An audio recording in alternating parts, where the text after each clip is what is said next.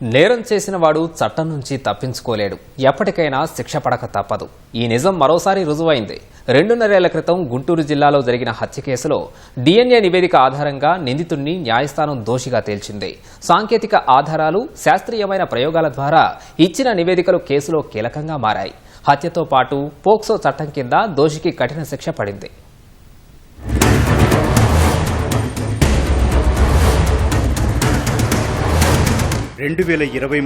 ఫిబ్రవరి 12 గుంటూరు జిల్లా తాడేపల్లిలోని కరకట్ట ప్రాంతం. చూపులేని 17 ఏళ్ల బాలికపై కుక్కల రాజు అనే వ్యక్తి కత్తితో దాడి చేశాడు. తీవ్ర గాయాల పాలైన బాలికని కుటుంబ సభ్యులు విజయవాడ ఆస్పత్రికి తరలించారు.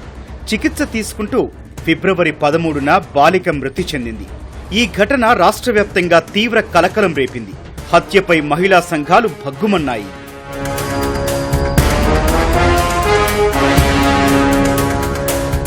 నిందితుడు రాజుకు నేర చరిత్ర ఉంది. మద్యం సేవించి మహిళలతో అసభ్యంగా ప్రవర్తించాడని 2 కేసులు, హెడ్ కానిస్టేబుల్ పై గొడ్డలితో దాడి చేసిన ఘటనకు సంబంధించి హత్యాయత్నం కేసు గతంలో నమోదయ్యాయి. ఈ కేసుల్లో జైలుకు వెళ్లొచ్చిన రాజు ప్రవర్తనలో ఎలాంటి మార్పు లేదు. చూపులేని 17 ఏళ్ల బాలికపై కన్నేసిన రాజు 2023 ఫిబ్రవరి 12న ఉదయం ఆ బాలిక ఇంట్లోకి ప్రవేశించి అసభ్యంగా ప్రవర్తించాడు. సమయానికి బాలిక పెద్దమ్మ వచ్చి రాజుపై ఆగ్రహం వ్యక్తం చేయడంతో పారిపోయాడు.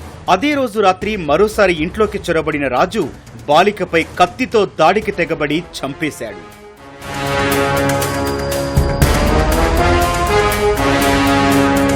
బాలిక హత్యపై తాడేపల్లి పోలీసులు కేసు నమోదు చేశారు. బాధితుడు ఉపయోగించిన కత్తిని స్వాధీనం చేసుకోవడంతో పాటు ఘటనా స్థలం వద్ద ఆధారాలు సేకరించారు. ప్రత్యక్ష సాక్షుల వాంగ్మూలం తీసుకున్నారు. నిందితులపై పోక్సో చట్టంతో పాటు హత్య కేసు నమోదు చేశారు. ఈ ఘటనకు ప్రత్యక్ష సాక్షిగా ఉన్న మహిళ ఏడాది విచారణ తర్వాత కోర్టులో మాట మార్చారు. డైరెక్ట్ ఐ విట్నెస్ ఎవరున్నారో మనకు ప్రాసిక్యూషన్కి సరిగా సపోర్ట్ చేయలేదండి. హాస్టైల్ అయ్యారు. లేదు, చూడలేదని ఒకసారి, చూసినారని ఒకసారి చెప్పారు. అది కూడా 1 సంవత్సరం గ్యాప్ తర్వాత వచ్చి మాట మార్చారు. ఇది వరకు కొద్ది వరకు ప్రాసిక్యూషన్కి సపోర్ట్ చేశారు. తర్వాత డిఫెన్స్ సైడ్ వైపు సాక్ష్యం ఇచ్చారు. చట్ట ప్రకారం ఏముందంటే, ఇలా మొదటిసారి మన ప్రాసిక్యూషన్ ఫేవర్లో చెప్పి ఒక గ్యాప్, లాంగ్ గ్యాప్ ఉండి మళ్ళీ డిఫెన్స్ సైడ్ చెప్తే మొదటి వర్షన్నే నమ్మాలి అని జడ్జ్మెంట్ ఉందండి. ఆ మాట చెప్పాను జడ్జి గారికి. The second version should not be believed, which is a gained over version. First version alone should be believed అని చట్ట ప్రకారం ఉంది. సో అది తీసుకున్నారు పరిగణలోకి. రెండోసారి మాట మార్చినా అది జడ్జి గారు ఒప్పుకోలేదు. మొదటి వర్షన్నే పరిగణలోకి తీసుకున్నారు. తాడేపల్లి లిమిట్స్లో ఒక మైనర్ బాలికను కుక్కల రాజు అనే వ్యక్తి హత్య చేయడం జరిగింది. దానికి సంబంధించి అతని మీద హత్యా నేరము మరియు పోక్సో కింద కేసు నమోదు చేయడం జరిగింది. ఈ కేసులో అప్పుడున్నటువంటి ఇన్వెస్టిగేషన్ ఆఫీసరు డిఎస్పి మేడం గారు, జెస్సీ ప్రశాంత్ గారు, అలాగే అప్పుడున్నటువంటి సిఐ గారు ఈ కేసులో పూర్తి సాక్ష్యాధారాలు సేకరించి పోక్సో కేసులో ఛార్జ్షీట్ వేయడం జరిగింది. ఈ హత్య కేసులో నిందితుడిగా ఉన్న రాజు తాను నేరం చేయలేదని కోర్టులో వాదించాడు. ఈ సమయంలో ప్రాసిక్యూషన్ గట్టిగా పనిచేసింది. నిందితుడి ఆధార్ కార్డు ఘటనా స్థలంలో పడి ఉంది. పోలీసులు దాన్ని కూడా ఆధారంగా చేర్చారు. అన్ని ఆధారాలు పరిశీలించి ప్రాసిక్యూషన్స్ వాదనలు విన్న తర్వాత గుంటూరులోని పోక్సో కేసుల ప్రత్యేక కోర్టు న్యాయమూర్తి జూలై 21న తీర్పు వెలువరించారు. నాగపోగు దయానందరాజు అలియాస్ కుక్కల రాజును న్యాయస్థానం దోషిగా తేల్చింది. మృతురాలి యొక్క రక్తపు మరకలు, రక్తం చిందిందండి కొట్టినప్పుడు, అటాక్ చేసినప్పుడు కత్తితో.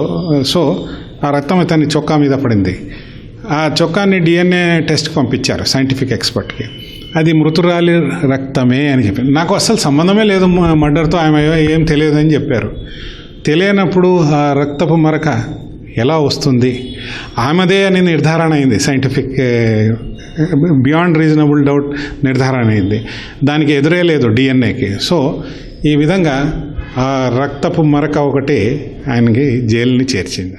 దోషికి భారతీయ శిక్షా స్మృతి సెక్షన్ 302 కింద జీవిత ఖైదు విధించింది. 2000 రూపాయల జరిమానా చెల్లించాలని, లేకపోతే మరో 30 రోజులు జైలు శిక్ష అనుభవించాలని తీర్పు చెప్పింది.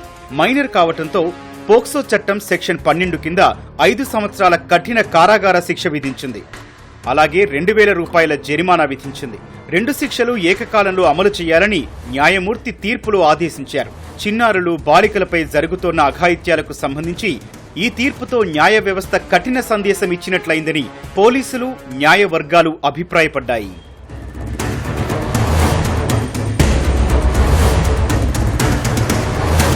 తీవ్రమైన నేరాలకు సంబంధించి విచారణ సజావుగా సాగాలంటే సెక్షన్ల నమోదు నుంచి ఆధారాల సేకరణ వరకు పక్కాగా జరగాలి.